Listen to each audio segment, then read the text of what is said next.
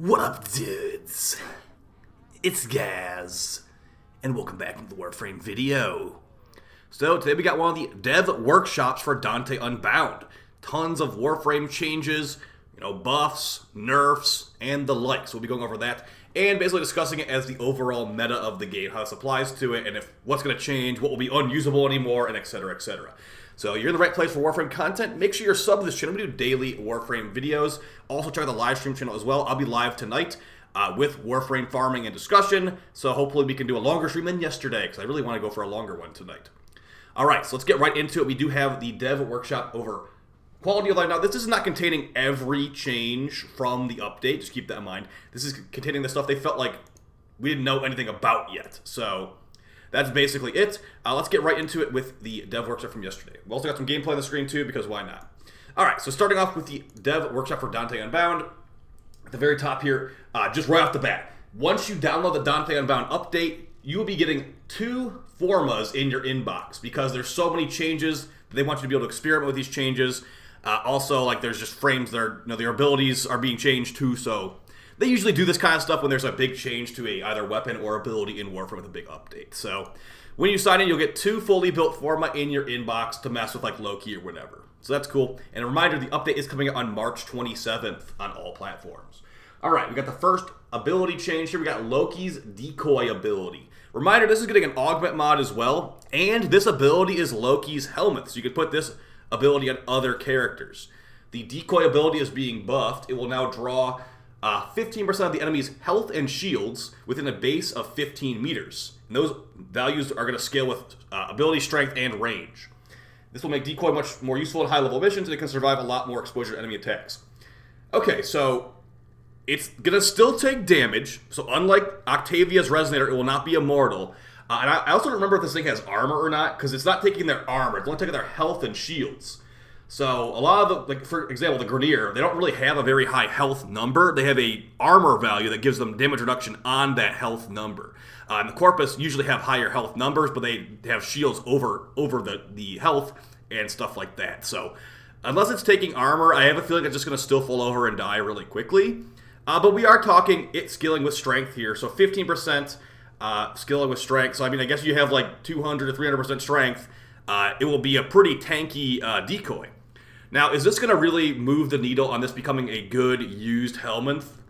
Probably not. But I do think it is kind of interesting, at least. So they're giving the new augment for it, so enemies that attack the illusion are going to be taking status effects, and this thing will be tankier just at base. There might be something here, although I think Resonator is just going to be better anyway. Like, this has to have a reason to exist over Resonator, and Resonator makes enemies, like, chase it. This is like kind of like a grouping ability a little bit. So within 15 meters before range mods, enemies will be making this thing more tanky, and also like they're gonna come over here and attack this thing too. So you group them all up and make them attack the decoy, then you can like blast them with like a torrent or something. So good change. Just it's not gonna. We're just so power corrupt. This is not gonna be strong enough or useful enough for most players. At least it's kind of cool. All right, moving on to Switch Teleport. This one actually does sound kind of interesting, and I'm gonna have a Loki Theorycraft build out in the near future on this change right here. So Switch Teleport will no longer root you in place after the teleport, and will now grant you a short burst of movement speed at 50% increased speed for 5 seconds, scaled by strength duration.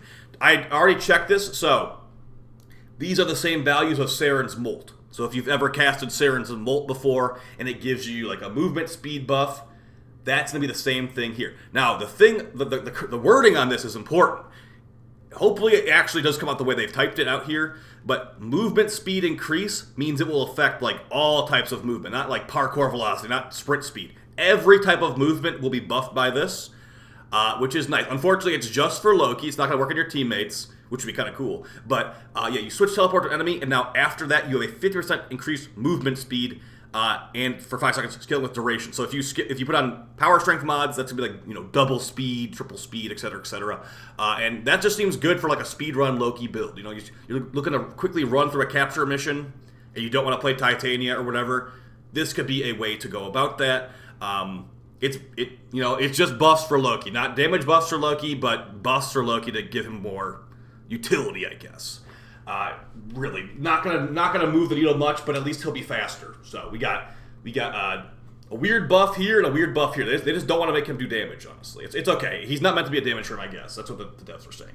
Alright, so that's the Loki changes. Now we got Mirage, Eclipse, and Prism changes. Now, I know there's been some confusion among some other people about the Prism changes, so I'm going to go over the proper information here as well when we get to the Prism changes. But starting off with the Eclipse changes, if you've watched my previous videos, you probably know that they're not really going to be changing Mirage herself. Like, Mirage will still be... Like, if anything, Mirage will become the actual damage queen now. Like, you have to have a Mirage in your squad with Total Eclipse to get these same crazy buffs we're getting in the current version of the build, or current version of the game, because the Helminth Eclipse is getting massively nerfed. That's still happening. The Helminth Eclipse massive nerf is still happening, but like Mirage herself will still be amazing. So, let's just go over what they have here. The consensus for players on what they want to change with Eclipse was to make it a light and dark toggle.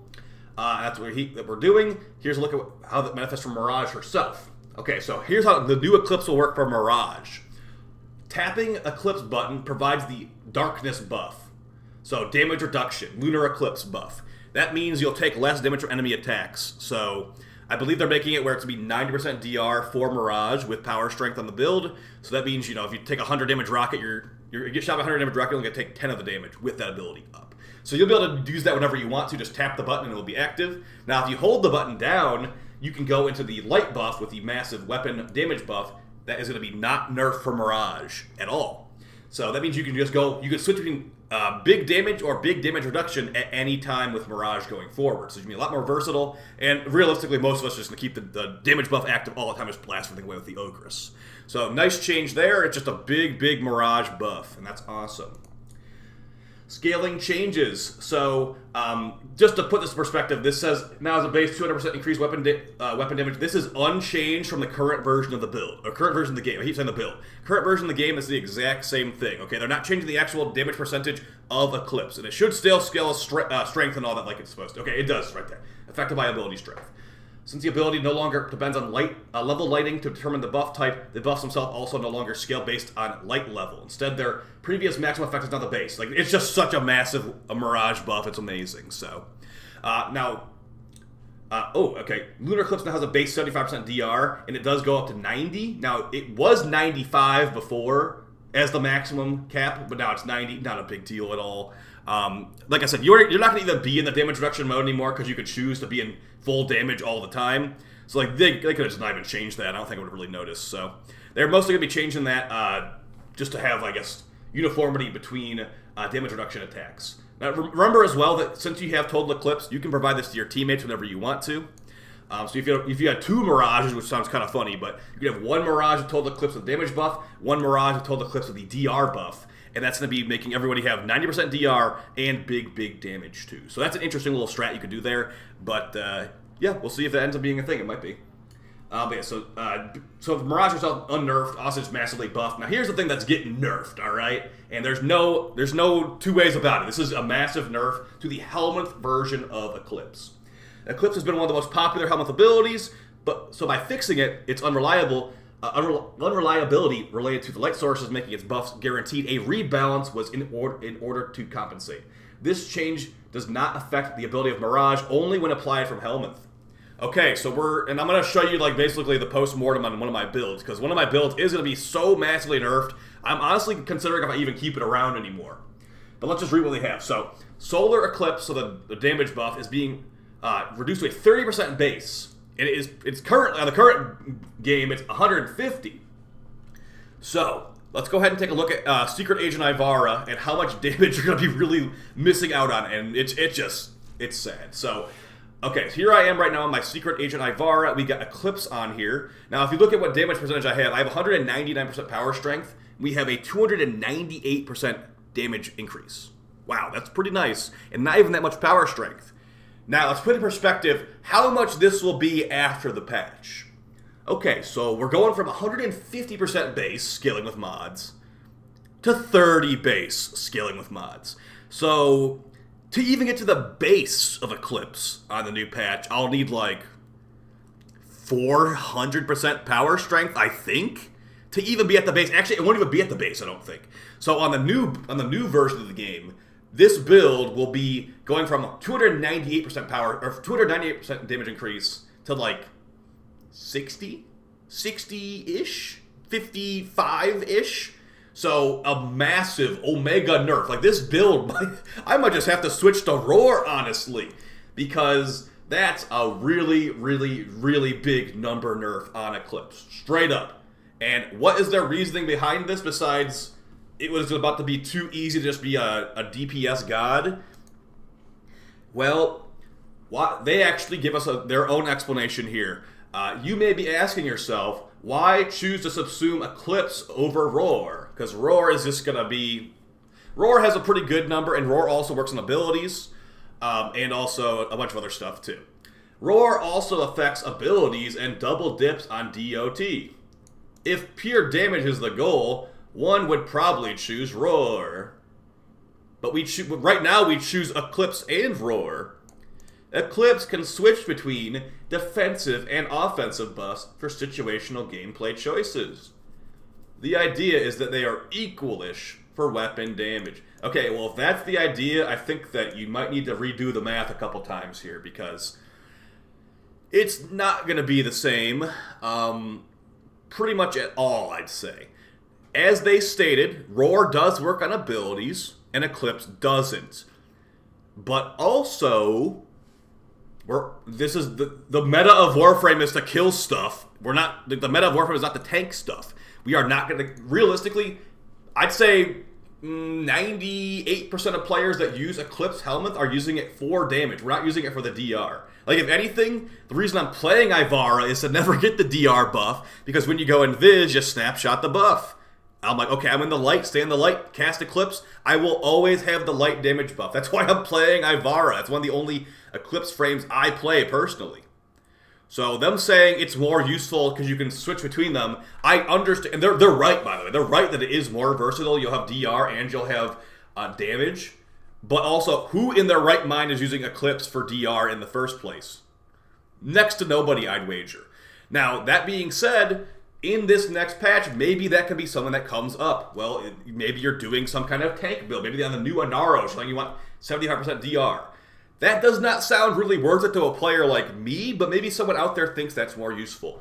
So you're going to have an ability that can switch between damage and damage reduction, and it's going to have massively diminished numbers compared to Roar. So the new DPS meta, it shouldn't be very hard to understand, is just going to be actual Mirage. Actual Mirage is the DPS meta, as she is not nerfed, and the Total Eclipse Augment mod is going to provide that buff to your nearby teammates. So if you're ever going for a big damage mission, make sure you have actual Mirage with Total Eclipse, then have somebody on your team running either Helminth Roar, or have an actual Rhino on your team with normal Roar. That's what the DPS meta will be going forward.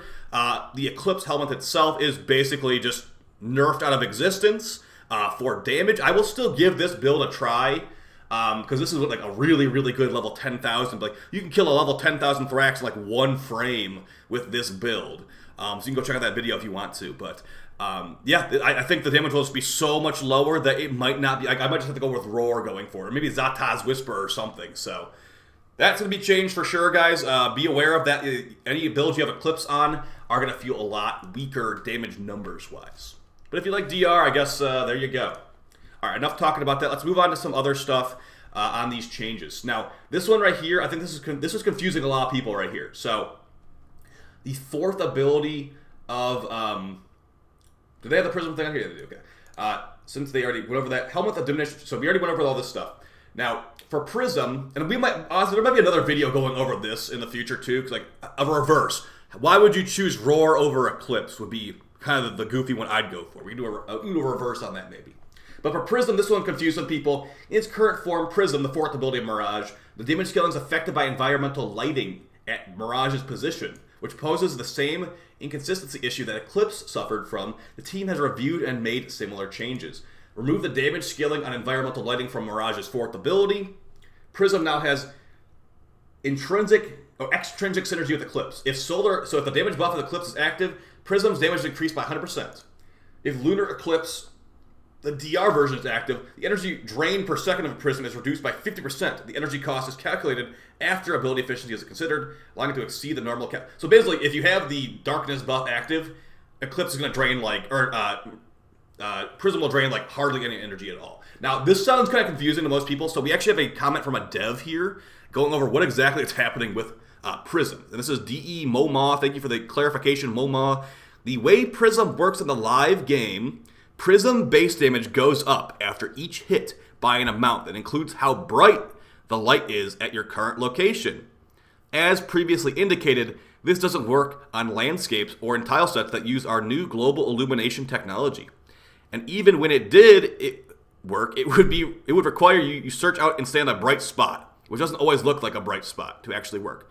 The updated Prism will increase the base damage after each hit by a static amount that is equivalent to partial light, and the scaling factor is still intact. Okay, so they clarified, they made it sound like, honestly, it sounded kind of like they were nerfing it here, but they're not nerfing it. It will be pretty much the exact same, if not a big buff, because you're going to have this right here too. Prism's damage is increased by 100%. So if you have Roar from a teammate and you have this active, your Prism will be like really nuking down pretty hard, as it will also scale up its damage as it hits things too. So very powerful. It's not being, maybe if you like were to like, you know, meticulously put every little number, like, okay, you know what, 0.1 damage per hit over the next 10 seconds, we're losing about 20 damage here. Maybe if you were to calculate all that stuff, it would be a nerf. But realistically, like, it's going to be totally fine. And if anything, this little damage, or this energy drain reduction thing is kind of interesting here, too, for low levels. So, Mirage is getting some big buffs, in my opinion, but her helminth is getting some big nerfs, and that's just the facts. So, cool stuff there. Moving on to the next frame, we got Gara. Now, since they're doing the whole changing the light abilities stuff in Warframe, we got Gara's passive changing as well. So, previously, if you're standing the light as Gara, you could, like, blind nearby enemies every so often. Now she has a new passive. Whenever you cast an ability as Gara, there's a 15% chance to blind nearby enemies for 10 seconds. Every time you don't blind an enemy with your ability cast, that 15% chance, it will increase the chance to blind nearby enemies by 20% until you create a radial blind. So, you know, you're casting a good amount of abilities with Gara. You'll be getting more value of her passive, hopefully, because you want to be standing in specific spots to blind nearby enemies. So just, you know, cast your Shattered Lash, cast your fourth ability, your Mass Vitrify, you know, cast whatever helminth you got going, and you'll be blinding nearby enemies quite regularly. So pretty cool stuff there. Just a buff. I call it a buff to Gara. All right, here's one that people have been wondering about for a while. We finally have the actual numbers here. Nourish helminth change. Now, before we get into this, I'm already calling it right now. Still the #1 meta helminth right here. I never doubted it, okay? It's still the #1 meta helminth. Every zombie build's still going to be totally fine, okay? But let's go over what they got, okay? So they're nerfing it because it was so OP and good that you're playing wrong if you're not using Nourish. Now the helminth version of Nourish has the following alterations. The base energy multiplier increase has been reduced from 2x to 1.6. Of course, this will still scale with power strength. The viral damage buff has been reduced from 75 base to 45 base. Everything else related to the helminth through Nourish remains unchanged. In light of these changes, upon downloading the update and logging in, you will receive an inbox message containing helminth resources. We recognize past resource investments need to infuse Nourish onto your Warframes and want you to provide some compensation. Patch notes will provide the exact numbers. Okay, so we're getting a nerf. I mean, it's like, what is it, like a 20-ish% nerf on this stuff? Now, and you're getting helminth resources back too. I don't know if that's going to depend on how many frames you put Nourish on, but for me, I got Nourish here, Nourish here, Nourish here. I mean, nearly every character in the game I have Nourish on, so I'm wondering how many helminth resources I'm going to get. Not like I really need them, though. I'm more worried about people that need those helminth resources. But regardless, let's just look at like a Nourish build, for example. So here we are on Zombie Revenant, and with our build, we have a 3.43 energy multiplier and a 182% viral damage increase. That's going to be before multi-augmented. That's just with the mods on the build, basically. So after the patch, you're probably going to be looking at about a 3x, maybe a 2.8 or a 3x energy multiplier. Still exactly the same. Still going to be like 10 energy per second with Energy Nexus. And the viral damage would be like 150-ish, maybe 130-ish. So really going to be near identical to what we currently have right now. You're still going to be able to run, you know, like Arcane Precision for big increased secondary damage. You're still going to be able to run, you know, Energy Nexus. So it will be about like 10 energy per second. Mesmer Skin costs 77 energy to recast, and the duration of each stack is like, what, 7 seconds per stun, you're going to be still totally fine on Zombie Revenant. Zombie Octavia is going to be totally... Dude, Zombie Octavia is so beyond fine still, it's not going to be a big deal. I'm just kind of wondering if they're going to nerf it again after this, because it's not going to really... It's not going to stop people from using it. I don't think they want people to stop using it, but also, like, it's going to still be... It's really going to be identical to right now. Now, here's what I'm actually wondering about. Okay, so they're nerfing the helminth version of Nourish. How about for Grendel himself? I played Grendel the other day, and it was not a good experience. Because you know why? Grendel's Nourish requires him to actually eat enemies to be able to cast it. So Grendel's Nourish feels like a worse version of the helminth Nourish. So if Pablo or anyone is watching this, can we get some quality of life on Grendel himself, where he can cast this ability when he has not consumed any enemies? Can we do that, please? Because Grendel right now has a word, even with the non-nerf version, I find that Grendel's version of Nourish is just more inconvenient, as it requires an upkeep of consuming enemies. So that's like just a food for thought, pun intended. But yeah, Nourish will still be the meta helminth, and you'll be getting some helminth resources when this update comes out. In addition to those 2 form when you get from downloading the update as well. All right, almost done here with the some of the quality of life changes. We have the enemy Bone Widow changes. So basically, enemy Bone Widows are going to have the same type of DR that Void Rigs have now, where you'll be able to shoot them in the non-weak points and actually kill them more reliably. So keep an eye out for that in the new update. Maybe they'll start spawning Bone Widows in the Kavia area as well, too. Disruption accessibility changes. Demos are just going to be a lot easier to see. Not as much audio required. While the players engage the disruption, we know that they have requested to de-emphasize the audio element that dictates whether Demolist is originating. So, okay. So, there's some changes here that I actually kind of wish they would do differently. So, for one, they're removing the red conduit, and it's going to be a yellow conduit instead. I think this is kind of silly, because if you think about it, there's 2 blue conduits, technically. There's a cyan conduit and an actual blue conduit. The red conduit was the easiest one to tell from the bunch. So, if I were DE, and I've been asking for this for years, why are we removing the red conduit? I know it's because there's like red Demolist markers or whatever. Why can't we remove the cyan or the blue one? The cyan and the blue keys, to people who are like colorblind, look very similar. I know there's like a little icon on the top of them, but the red one was the easiest. For me, the red one or the white key was the easiest one to tell from the bunch. So they're removing the red key and making it a yellow key now. And also Demolist will have a permanent enemy marker when you see them. So that's good, I guess. We'll be playing lots of Disruption, the new tile set anyway, so that's interesting.